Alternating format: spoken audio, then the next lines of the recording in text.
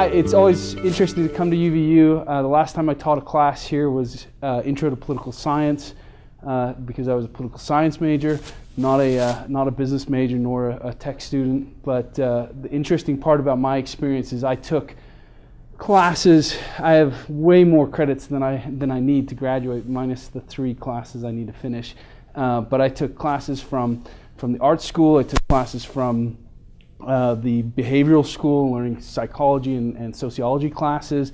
Took classes from the business school, Intro to Finance Accounting with Mr. Teeter. You know, all great classes, all classes I took, didn't need for political science.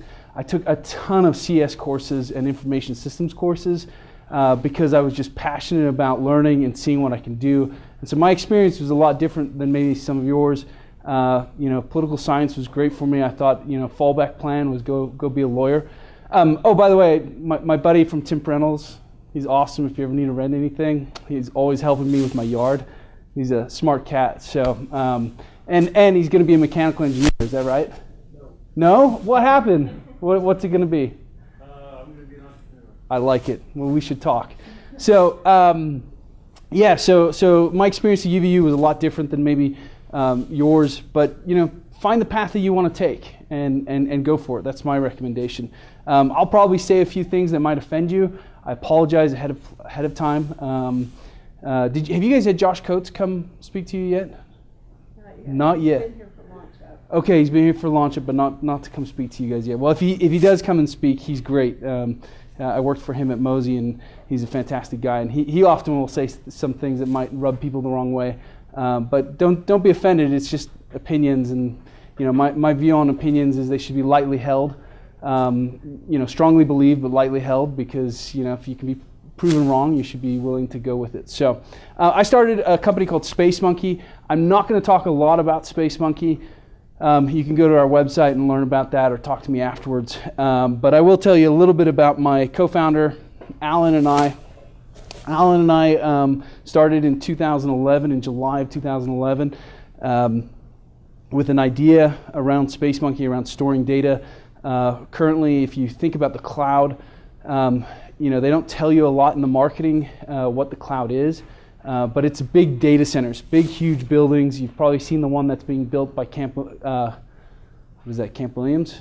Yeah, Camp Williams, the NSA's data center. Those big, huge buildings store tons and tons of hard drives, just thousands of them stacked on top of each other. And those hard drives spin, and they generate an enormous amount of heat. So they're pumping, I want to say it's like a million gallons of water to cool the data center, that data center, every single day, which is just crazy. We live in a desert, and why are we cooling a big data center with one of our most precious resources?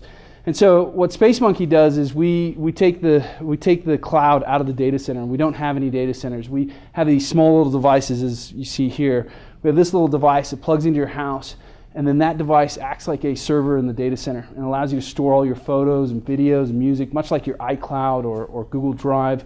But we don't have the data center. We don't have, wow, we might actually have problems with the slide deck, just because I've noticed some things are missing. I didn't do that on purpose. That's a PDF error. But no data center, and so what happens if your drive fails? What happens if your house catches on fire, or your kids decide to use that drive as a hockey puck in the living room? True story, my son did that. It's okay, because what we do is we take the data, we break it up into tiny little pieces, and we spray that out to other devices in the network. And so if your house catches on fire, we can still access your data. You can still access your data. You can get a new drive, replace it, and your data reconstitutes itself. So kind of a complex thing, but for an end user experience, it's just simple. Plug it in, download the app, and you can start using it. In fact, I accessed this file and other files from this machine, even though my device is here in Orem, so in my home. Anyway, so this is my co-founder and I, Alan. Alan came from MIT Lincoln Labs. Great place to work if you're an engineer. He got his engineering degrees, both a bachelor's and a master's from Brigham Young University. I went to UVU. I didn't finish, but I continued to work. I had tons of work experience. I worked at Novell, worked at Mosey, worked at Backcountry up in Park City, And when we decided to quit our jobs, that was probably the most difficult decision in our lives, but it was a great decision because we wanted to be able to pursue our dreams, the things that we wanted to accomplish. And so we started a company called Space Monkey. And Space Monkey has a funny name, but it's a name that you'll remember. In fact, you won't even have to go to Google. You'll just go into the URL bar, type in spacemonkey.com. That's how good the name is. When I was still working at Backcountry, I took a sick day and I went to Stanford. I went out to Palo Alto, and they were having a startup conference called Next Gen. And I went to that conference because Alan and I had been talking about this idea for over a year. And it was like, okay, you know what? We've got to go and do this. And the only way I could get him to quit his job was if I could get an investor who would be interested in listening to the idea. So this conference had about 20 or 30 investors that we were following, attending, and I thought, okay, you know what? I'm going to fly out there. I'll catch a train. I'll get to campus. I'll go to the event. And I'll just ask. I'll just do a quick elevator pitch and see which investors give me a card or if they don't give me a card. And so that night, the night before, I was registering for the event, and I called my co-founder. I said, "Hey, they're asking for a name of the company. What should we name this thing?" And he's like, "Oh, call it First Space Monkey." And I was like, "No way. We'll drop the first. We'll keep Space Monkey, but when I get back, we're changing. We're not doing Space Monkey." So anyways, I go to the Next Gen conference the next day. They print the labels off for your name tag, and they were about this big, and the name Space Monkey was all the way across, and my name was in like 12-point font. I mean, you couldn't even see my name. And I sat there like kept flipping the thing. I turned it over. I was so embarrassed. And but actually what happened was it flipped over, and somebody saw it from across the way and walked up to me and said, "Hey, I got to ask, what is that? What is the Space Monkey thing? It's such an interesting name." And I started talking to him, and ended up being an investor, and I shared the idea, and he gave me some feedback. And I realized, I'm going to flip this around, and all day long, people just kept coming up to me all day, just like, "Hey, tell me about Space Monkey. Tell me about Space Monkey." And I realized two things when I got home. I called Alan up, and I said two things.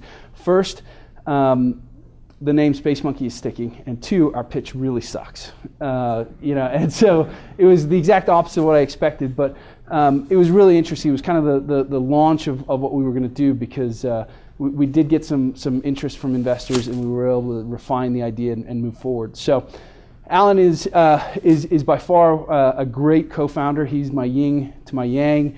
He is very much more grounded and thinks things through thoroughly, isn't as emotional as I am, but at the same time, I bring in the daring factor, the ability to look at things in a very big way and say, okay, how do we go and attack that? And it's been fantastic. I would consider him my other spouse, and that's what happens with co-founders. You end up spending an enormous amount of time. We had no money in the beginning days, and we would couch surf at a friend's house in Palo Alto. And so, he was on a beanbag, I was on a love seat, and we had some very uncomfortable experiences as we, went and pitched investors and really tried to get this thing off the ground. So, if you're going to have a co-founder, make sure it's somebody that you can really get along with, somebody you've had a lot of experience with. At the end of the day, he's one of my best friends, and I just really appreciate all that he's done for me. This presentation is, like I said, less about Space Monkey and more about what I know about tech startups. And entrepreneurship has huge scales. I opened a little shop called Juice Tree in Draper many years ago. That's entrepreneurship. You have to sell a lot of 12-ounce, 24-ounce cups to become a millionaire, and it's very hard to do. But that's still entrepreneurship. Guys like Steve Jobs, Bill Gates, who build billion-dollar businesses, that's entrepreneurship as well. But there's different views, and this presentation is really around tech startups and what I know about tech startups. Most of you guys think that startup life is like this. I promise you, it's more like this. It's a lot of dirty work, and it's a lot of average people. Sure, you might have experiences where you meet a celebrity or two, but that's like a small amount of your time compared to the other amount of time. How many times did you make clothing in your mom's basement or your mom's house or friend's house or in the garage? The things that you do. We had our first office just right here by the Walmart. If you go past the Walmart and get to the roundabout, and then you go under the freeway in between the train tracks, there's this old derelict house. That was our first startup office. It was free rent, terrible internet, and awful smells like dead raccoons underneath the house. But you know what? We got to work and we did it. That's what startup life is really like. It's also uncomfortable. You're getting to know a co-founder who has ideas. His idea, if the product was built that second, is a lot different than if I had built the product right there and then. And so you're constantly trying to figure that out. Much like musicians, he's playing his instrument, I'm playing my instrument, and we got to figure out how to make it work together so it sounds good. The other thing too is that we spent a year talking about Space Monkey. In fact, there were 4 of us at the UVU library every night, or every other night we would meet and talk about this idea. And it ended up only being 2 of us who founded the company. The other 2 continued with their jobs. One of them ended up joining us eventually, the other one hasn't. But there's a lot of entrepreneurs. If you're not familiar with LARPing, live action role playing, these are people who like to play for a living. This is their fun, and there are a lot of entrepreneurs out there, people who want to be an entrepreneur, who want to do it, who talk about it, who maybe even post it in their resume that they're an entrepreneur. They may even put it in LinkedIn that they're an entrepreneur. But you're not an entrepreneur until you do it. And for every 99 entrepreneurs, there's really only one McLovin. And that's the truth of this, is that in this room, many of you guys will go on to careers that are going to be wonderful and fulfilling. But a few of you are going to actually go do it. You're going to go get the fake ID. You're going to go into the store. You're going to take the risk of getting caught, of getting busted. You might want to edit this later as well. But you're that guy. You're the guy who risks it all because it's worth it, because you love it. You're passionate about it. And so, do you want to be one of these guys who always talks about it, who joins the entrepreneurship club, who reads Forbes magazine all the time and does networking events, but at the end of the day, you're still going to your insurance job, you're still, getting your salary, and you're still not doing what you're passionate about.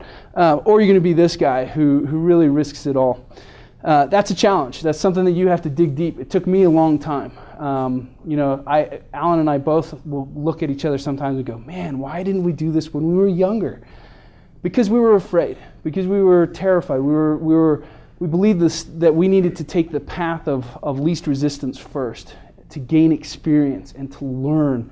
I promise you, I have learned more in 2 years than I have in 20 years. 20 years of career, 20 years of education, 20 years of travel around the world.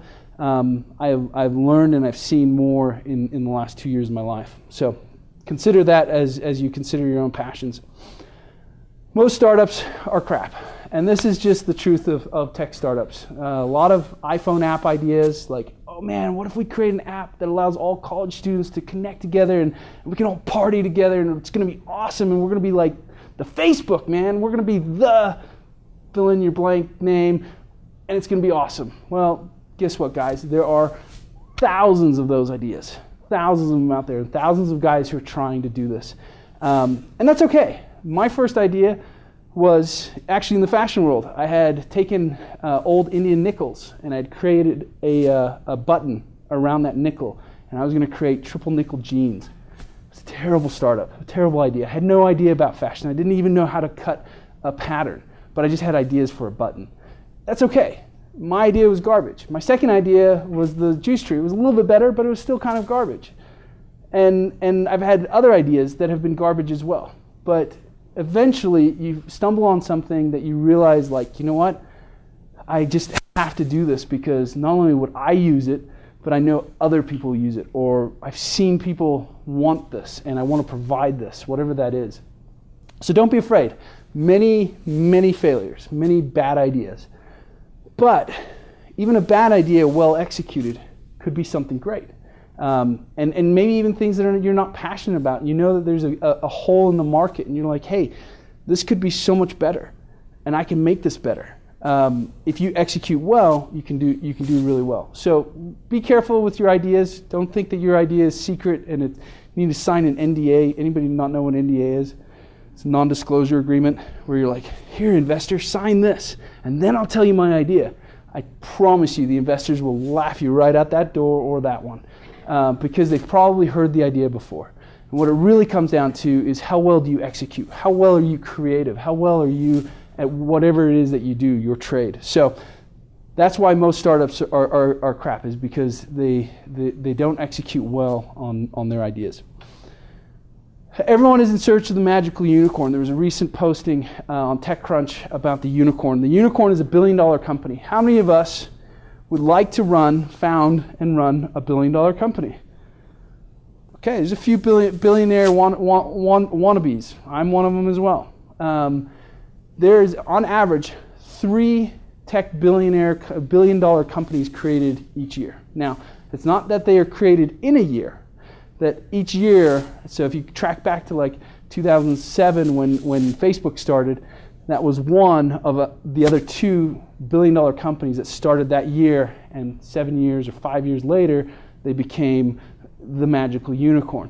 So that means your idea, is it a billion-dollar idea? That's an important aspect to whether you have a good idea. And oftentimes with tech startups, investors will ask you, is this a billion-dollar idea? And that's a tough question. A lot of iPhone apps are not billion-dollar ideas. A lot of websites are not billion-dollar ideas, and that's okay too. But this is usually the measurement for a lot of investors is, is this a billion-dollar idea?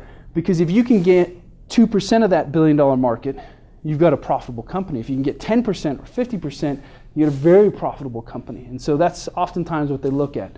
Now, you can have successful companies that are not billion-dollar ideas, and still do fantastic, don't get me wrong there. But when you talk to tech startup VCs, guys like Sequoia Capital, Kleiner Perkins, NEA, all those guys are looking for billion-dollar ideas. And so do you have a magical idea? Now, the odds are against you because if there's only 3 born every single year, and yet there are millions of startups started every year, the odds are really against you to getting to that billion-dollar idea. And that's okay. You just have to be passionate about your idea and go for it, because what else are you going to lose? The other thing too that's interesting about the unicorns don't actually look like you, or they look like Zuck, which this isn't Zuck, but that's the irony of this, is that they just aren't. Unicorns actually look like this guy, mid-30s, late 40s, well-educated, has a master's degree, maybe even a PhD, is a second-time or third-time entrepreneur. Very seldom. I mean, Zuckerberg and Facebook is such the outlier here. A 1 in a billion chance that you can come out of college or drop out of college and become a multi-billionaire unicorn. But what does this tell you? It's okay if you don't fail. If you don't succeed this time, try again. One of the easiest ways to get funded is be a second-time entrepreneur. Guys who have failed still can go and raise money. That failure isn't marked against them. I had a friend who got back from Germany, and he was out there trying to help some of the German politicians realize what they can do to make Germany a more founder-friendly tech startup scene, similar to Silicon Valley. And one of the things that he pointed out was that if your company, if you did a startup and your startup failed and you went bankrupt, you as an executive officer, CEO, COO, CFO, you were not allowed to start another company for a minimum of 10 years or 10 to 15 years. What? So if I fail, I can't start another company? Technically Bill Gates wouldn't exist if that was the case. His first startup didn't succeed before he made Microsoft. There are plenty of great companies out there who started because the entrepreneur failed and started again. So don't be afraid. Don't think that the startup world is full of young Zuckerbergs running around creating multi-million-dollar companies. It takes time. It takes a lot of effort. That goes to my next point. It's not a sprint. This is what you want to look like. I mean, to an investor, they want to make it feel like you're just sprinting towards a billion-dollar company. Some people are. I look at what Josh is doing in Structure, and he's moving so quickly to a billion-dollar company. It's phenomenal. But to the average or to the other startups, this isn't the race you're running. This might be the race you're running to start the company, but it's not the race you're running to become a magical unicorn worth more than $1 billion. This is the race you're running. It really is a marathon. If you look at the data, it shows that over 7 years before you have a liquidity event, whether it's being acquired, like being acquired by a larger company or going IPO, those events happen after 7 years, not a year and you're going to flip this company and be a billionaire, not 5 years and flip the company and be billionaires, but 7 or more years before your company becomes a billion-dollar company. Think about Twitter. Twitter's IPOing. It's been around a few years. It's taken a while for them to get to the point where they're at. Even Facebook. Another point on startups. This is something that I've learned, and it's been very difficult for me over the last 2 years. I like this. I've gained a little bit of weight doing startups because my comfort zone is like, oh man, I'm nervous, let me go get some food. It's very easy for you to be here. And that's why, like, if you're an accounting major and you're like, okay, well, I'll run the accounting stuff. Or you're maybe a marketing major and you're like, okay, well, I'll run the marketing stuff. Now if I could just go find an engineer to help me build this great product, this great iPhone app that I'm gonna build. If you stay here, you will fail. It all happens over here. It happens when you get out of your comfort zone. I remember the first time I pitched an investor. Oh man, I was nervous. I was talking faster than I'm talking now, which is possible. But it was daunting to me. I remember that first pitch, just like, okay, this is what we want to do. Our company's called Space Monkey, and like it was so uncomfortable. And it was amazing though afterwards to hear the investor go, oh hey, that's an interesting idea. Let's sit down and talk. Calm, get my nerves together, and was able to go out of my comfort zone and start talking about what we were building and what we were trying to accomplish. So think about this. The things that you know where A is, you've got an idea. Z is the unicorn getting there. And all the steps in the middle of A and Z aren't in here, they're over here. And so you might have to do some uncomfortable things. And one of those things is this. This looks boring, but I promise you, if you walk into the Space Monkey offices right now, you would see 12 guys looking at screens just like this. This is programming. This is learning how to manipulate data or manipulate code in order to build the thing that you want, whether it's an iPhone app or the next cloud app, or maybe it's a next robotic that you want to build, prosthetic possibly. This is something that I absolutely recommend at least going and taking the Intro to CS course in the science building over there, just so that you have an understanding of what it's like to be an engineer. It's infinitely more complex than the Intro CS course, but it's worth taking so that you can intelligently talk about certain things with your engineering co-founder or engineers that you hire. But it's super important. Now, if you don't do this, if you're like, no way, I am so scared of math and I hate programming, I don't want to do this, then the next thing that you have to be able to do is create art. If you can't code, that's okay. Learn to create art. Go to the art course, go to the art school and take a Intro to Visual Communications class. Learn how to use Photoshop, learn how to use Illustrator, because these skills, these talents can be transferred over into marketing. They can be transferred over into designing a nice pitch deck that isn't so generic and germane that investors are just like, oh, get me out of this meeting. You know, something that is visually tantalizing, be able to communicate with emotion to your customer comes from art. Be able to, one of our things, if you look at the Space Monkey device, the way it's designed, it's not like any device that you can go and get at Best Buy or Costco. It's not black, square. It is round. It's soft. It communicates, easy to use. I mean, we used a lot of art principles to design the device that we're building so that the consumer, when he gets it, one, wants to put it in their house because they're excited to have something beautiful like that in their media center, and two, because it's inviting and it says, hey, I can easily store all my photos and videos, all the things that are important to me on this thing. So making art is a huge skill.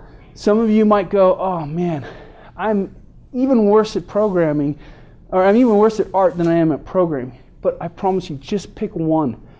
Put it in your tool shed. Be able to use it. Be able to be able to get in front of either a text editor to write code or a Photoshop editor to design something beautiful, because it'll make a huge difference in starting your startup. One of those two skills. All the other things that you're learning in this class and other classes are super important, but I promise you, those things are probably inside your comfort zone. These things might not be inside your comfort zone, but I promise it's where the magic will happen for you as you do your startup. Lastly, and probably the most important thing, the only thing that if you remember out of this whole presentation is you have to hustle. I mean, nobody is going to walk up to you and say, hey, Mr. I voted, what's your idea?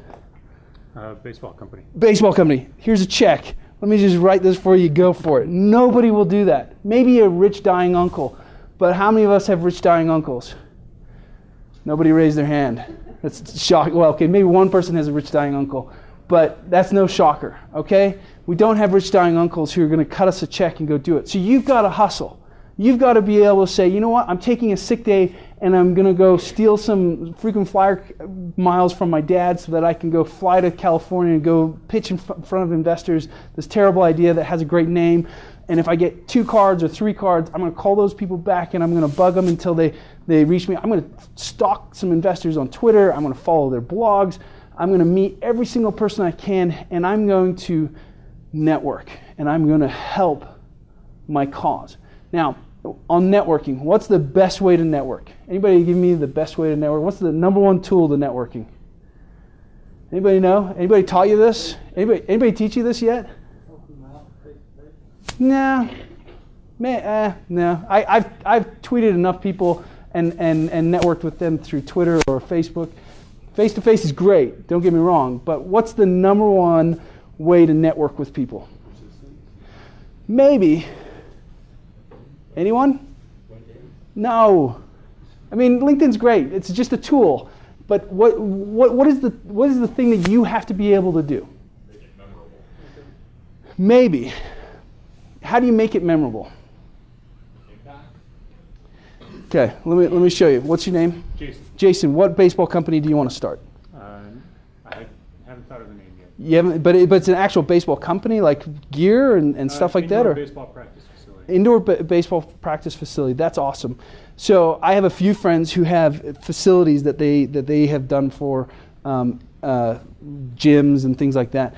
I would love to connect you with some people that I know that might be able to help you put together the thing you want to do. What did I just do? What? No, it's not who you know. Thank you. I offer to help.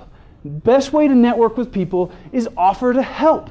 That is the most way. That's the way that they will be like, oh, that's memorable. Oh, that's great. I want that guy to be around me. I want to be able to help him back.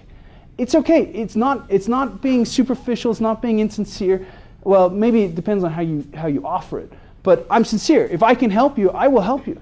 And that's the thing that you will learn is that networking. The best way to network is there a skill set that you have or something that you can do? Maybe it's just pure hustle. Maybe that's all you can do. I'm not a good programmer. I'm not a very good artist either, but I'm a hustler. And I'm willing to move out of the way. My engineers know if they need something, pop can, I'll go to the refrigerator. I'm not too proud to go to the refrigerator. If they're in the zone, here, let me hold it for you while you sip and write code. I don't care.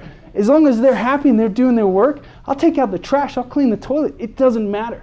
Whatever I can do to help them make their jobs easier, I'm in.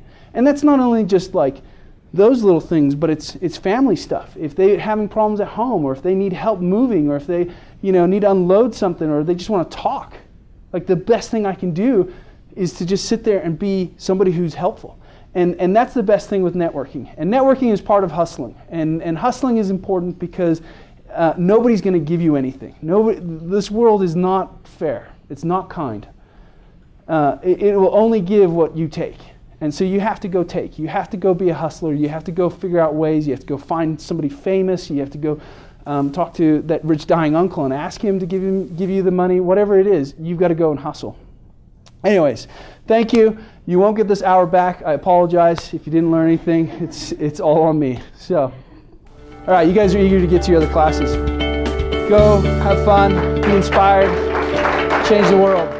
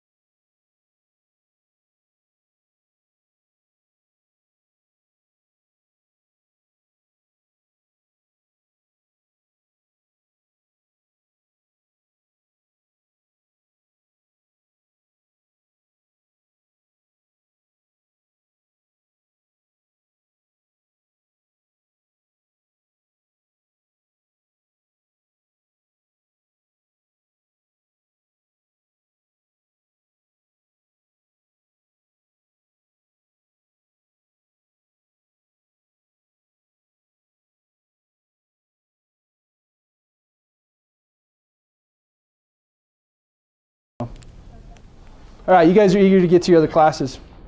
Go, have fun, be inspired, change the world.